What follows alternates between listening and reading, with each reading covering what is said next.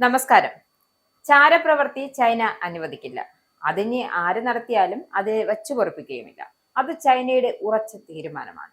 ഇപ്പോ അതാ ചൈനയുടെ ആണവായുധ രഹസ്യങ്ങൾ ട്രംപിന് ചോർത്തി നൽകിയ സൈനിക മേധാവിയെ കാത്തിരിക്കുന്നത് വമ്പൻ ശിക്ഷയാണ്. സൈന്യത്തിന്റെ ഉപമേധാവിയായ ജനറൽ ഷാങ് യോഗസിയെ കുറിച്ച് ചൈന അന്വേഷണം ആരംഭിച്ചിരിക്കുകയാണ്. അഴിമതി മുതൽ ആണവായുധങ്ങളുടെ രഹസ്യ വിവരങ്ങൾ ചോർത്തി നൽകിയെന്ന ആരോപണങ്ങൾ വരെയാണ് ഷാങ് യോക്സിക്കെതിരെ ഉയർന്നു വന്നിരിക്കുന്നത്. ഗുരുതരമായ അച്ചടക്ക നിയമലംഘനങ്ങൾ മൂലമാണ് അന്വേഷണം ആരംഭിച്ചതെന്നും പ്രതിരോധ മന്ത്രാലയം അറിയിച്ചിരിക്കുകയാണ്. കൂടുതൽ വിവരങ്ങൾ ചൈനീസ് അധികൃതർ ഇതുവരെയും പുറത്തുവിട്ടിട്ടില്ല. ആണവ വിവരങ്ങൾ ചോർന്നതുമായി ബന്ധപ്പെട്ട് ചൈനീസ് അധികൃതരിൽ നിന്നും ഔദ്യോഗിക സ്ഥിരീകരണം ലഭിച്ചിട്ടില്ല. The Wall Street Journal report ചെയ്യുന്നതനുസരിച്ച് ചൈനയുടെ ആണവായുധ പരിപാടിയുമായി ബന്ധപ്പെട്ട പ്രധാന സാങ്കേതിക വിവരങ്ങൾ യുഎസിന് ചോർത്തി നൽകിയെന്ന ആരോപണങ്ങളും ഇതിൽ പെടുന്നു.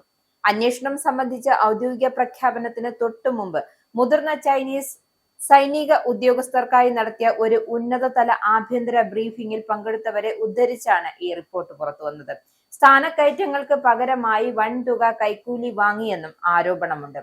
ഇത് സൈന്യത്തിലെ വ്യാപകമായ അഴിമതിയിലേക്കാണ് വിരൽ ചൂണ്ടുന്നത്.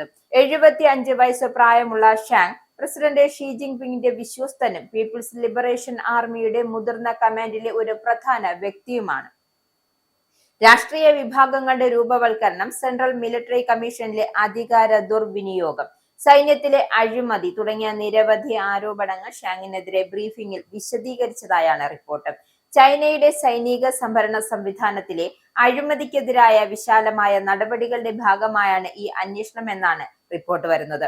മുൻ പ്രതിരോധ മന്ത്രി ലിങ് ഷാങ് ഫുവിനെ പുറത്താക്കിയ സംഭവവുമായി ഇത് ബന്ധപ്പെട്ടിരിക്കുന്നു. ഷാങ്ങിന്റെ കീഴിൽ സ്ഥാനക്കയറ്റം ലഭിച്ച ഉദ്യോഗസ്ഥർക്കെതിരെയും അന്വേഷണം ആരംഭിച്ചിട്ടുണ്ട്. ഈ കേസിൽ ഉൾപ്പെട്ട വ്യക്തികളുടെ മൊബൈൽ ഫോണുകൾ ഉൾപ്പെടെയുള്ള ഉപകരണങ്ങൾ അധികൃതർ പിടിച്ചെടുത്തു.